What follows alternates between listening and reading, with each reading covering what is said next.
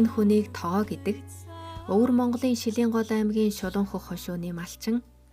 17 наснаасаа эхлэн сүү цагаан идээг боловсруулж ирсэн тэрээр сүүлийн 40 гаруй жил уламжлалт цагаан идэний үйлдвэрлэл болон түүнтэй холбоотой соёл заншлыг өвлүүлэн уламжлах чиглэлээр уйггүй зүтгэж, нутаг ус, аймаг орон тэрчлэн улс даяар алдар цуутай болсон гэдэг.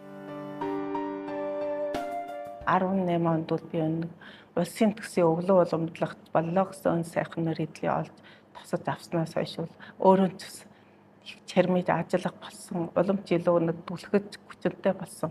Одоо энэ сайхан өв соёлоо хойч үедээ нэг уламжлах үүргэн гүтгэж биелүүлсээр ирсэн.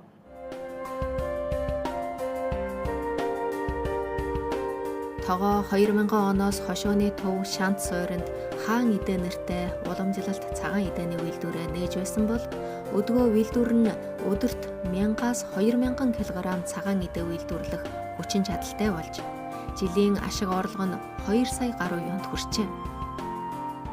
Өрмөө нэг бүлгийн хөөрүүлэн үлдсэнээр нэргээд сүүн хуруудан хийн, чураа хийн.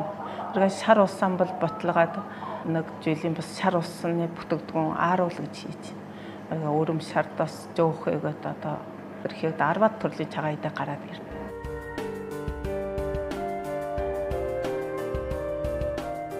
- 2016 оноос тэрээр урьд хожид Монгол, Япон, мөн Хятадын дотоодын Шинжаан, Хөхнөр, Шанши зэрэг газраас тусгай зорин ирсэн 340 гаруй хүнд цагаан идэ боловсруулах мэргэжил, урд эмээ, төлбөргүй, харамгүй зан сургаж, уламжлалт сүү цагаан идэний соёлыг өвлүүлэн уламжлах талд жинтэй хувь нэмрээ оруулжээ.